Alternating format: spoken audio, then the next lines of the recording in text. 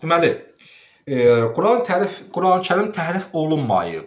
Sübutlarımız var, bəli. Birinci, ayələrimizdir. Ayələrimiz bölündü neçə hissəyə? Quranın təhrif olmaması haqqında olan ayələrimiz, Quran-Kərimizin qorxutma barəsində olan ayələri və Quran-Kərimizin meydan oxunma haqqında olan ayələri. İkinci, Quran-Kərimizin təvatur, yəni əsrlər boyu danılmaz fakt olaraq həqiqiliyi barəsində olan iddialar.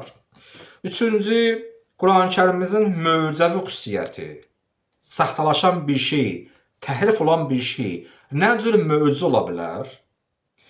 Və dördüncü, birincisine aid olan bu hifz ayələridir. Ağıl hökmü, ağlın hökmü və sonuncu hədisdir. Ayələrimiz Quranın təvatürlüyü, Quranın ecazlığı, yəni möcüzəliyi, ağlımız və hədisdir. O ayələrimiz bölündü neçə hissəyə? 1. Tərif olmasın bilən ayələr. 2. Qorxudan ayələr. 3. nə oldu? O təhəddi ayələri. Yaxşı, bura kimi gəlirik.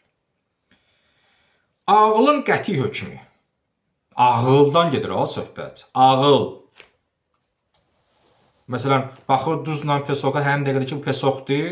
Baxır, məsələn, duza, bunu dadmadan, araşdırmadan, duza pesoq deyilsə, o ağıl deyil.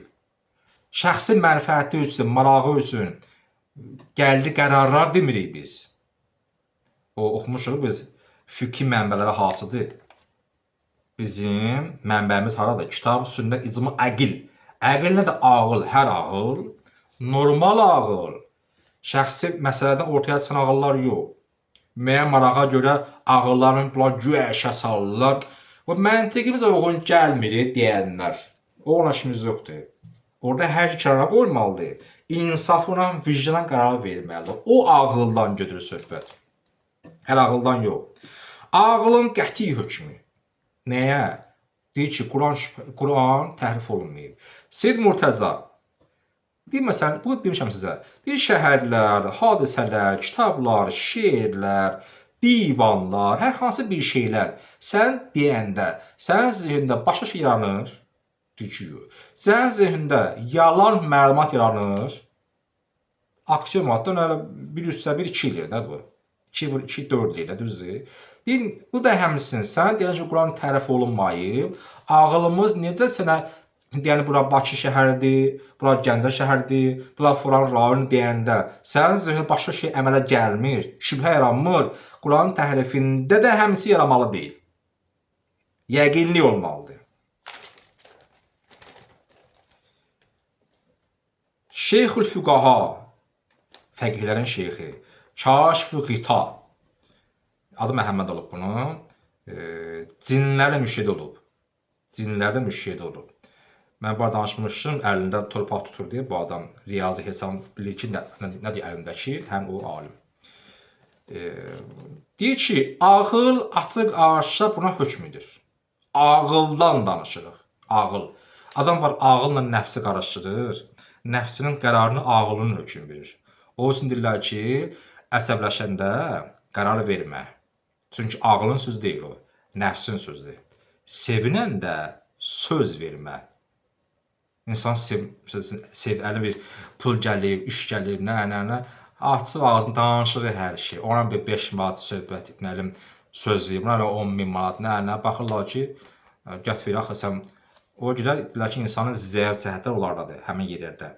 Əsəbləşəndə, sevinəndə söz almaq üçün, vədə almaq üçün, şirinlik almaq üçün və tanımaq olar. 2. Quranın təvatür olması. Təvatür bilirsiniz, həddindən artıq danışılması. 14 əsr ərzində kim gəldi ki, Quran-Kərim təhrif olur? Kim deyib bunu?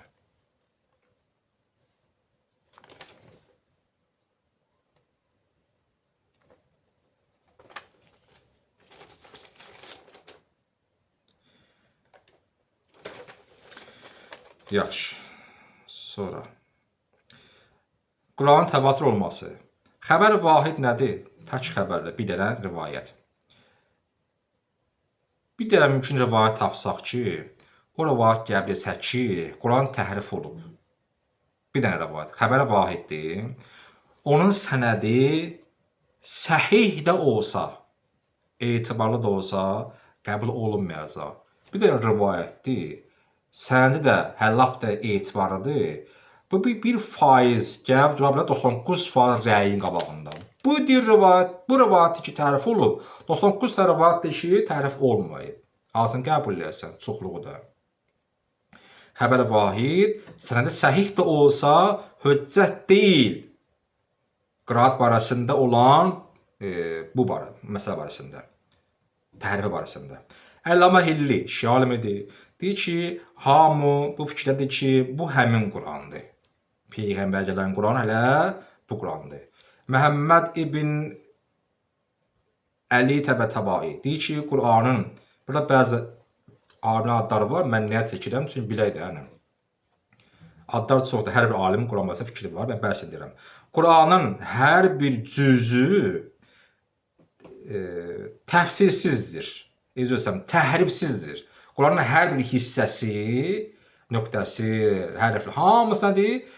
Təhrifsizdir, heç bir dəyişilməyib.